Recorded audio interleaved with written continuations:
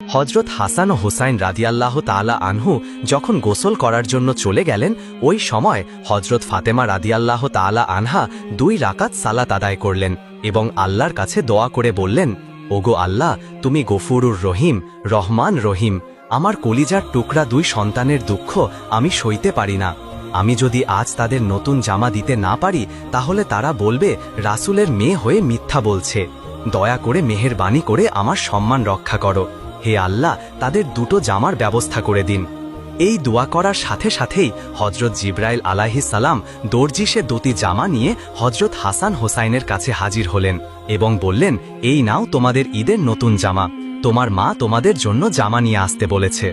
এই কথা শুনে ইমাম হাসান ও হোসাইন রাদিয়াল্লাহ তাআলা আনহু জামা নিয়ে খুব খুশি হয়ে বাড়ির দিকে যাচ্ছিলেন। কিতাবে এসেছে, এই জামার একটি রং লাল, আরেকটি রং সবুজ। এদিকে হজরত ফাতেমা রাদিয়াল্লাহ তাআলা আনহার হৃদয় যেন কিসের কষ্ট হচ্ছিল কিছুই বুঝতে পারছিল না। ঠিক ওই সময় হজরত ইমাম হাসান ও হোসাইন রাদিয়াল্লাহ তাআলা আনহু ঘরের মধ্যে প্রবেশ করলেন। হজরত ফাতেমা রাদিয়াল্লাহ তাআলা আনহা তাদের হাতে এই পোশাক 2টি দেখে অবাক হলেন এবং তার হৃদয়ে যেন কষ্টের মেঘ ঘনিয়ে এলো। ফাতেমা রাদিয়াল্লাহ তাআলার মনে এক অদ্ভুত কষ্টের অনুভূতি ঘনিয়ে আসলো। এই জামার রহস্য আর হাকিকাত জানার জন্য তিনি আর দেরি না করে হজরত মুহাম্মদ সাল্লাল্লাহু আলাইহি ওয়াসাল্লামের কাছে যাওয়ার সিদ্ধান্ত নিলেন।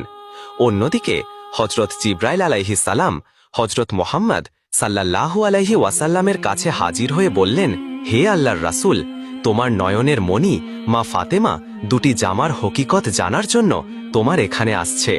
তুমি তাকে বলে দিও, এই 2টি জামা জান্নাত থেকে পাঠানো হয়েছে। এই জামা শুধু পোশাক নয়, বরং এটি তাদের ভবিষ্যতের প্রতীক। লাল রং তাদের রক্তের প্রতীক, আর সবুজ রং জান্নাতের প্রতীক। হাসান ও হোসাইনের জন্য যে ফজিলত আল্লাহ নির্ধারণ করেছেন, তারই ইঙ্গিত এই জামা। এই কথা বলার পর হজরত জিবরাইল আলাইহিস সালাম সেখান থেকে বিদায় নিলেন।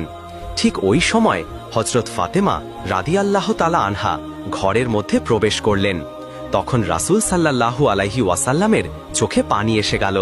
তিনি বললেন, হে ফাতেমা, আমার এই 2টি কলিজার টুকরো যে কত বড় মর্তবা লাভ করবে, তার এক ঝলক আল্লাহ রাব্বুল আলামিন আজ আমাকে দেখিয়েছেন। ফাতেমা, তোমার সন্তানদের জন্য এই জীবন যেমন পরীক্ষার, তেমনি ফজিলতের। তারপর মুহাম্মদ সাল্লাল্লাহু আলাইহি ওয়াসাল্লাম আল্লাহর কাছে দোয়া করে বললেন, হে আল্লাহ, এর পরিবর্তে তুমি আমার উম্মতকে নাজাত দিও। এই কথা শুনে ফাতেমা রাদিয়াল্লাহ তাআলা আনহা চোখের পানি ধরে রাখতে পারলেন না এবং ভবিষ্যতের চিন্তায় ভারাক্রান্ত হয়ে উঠল।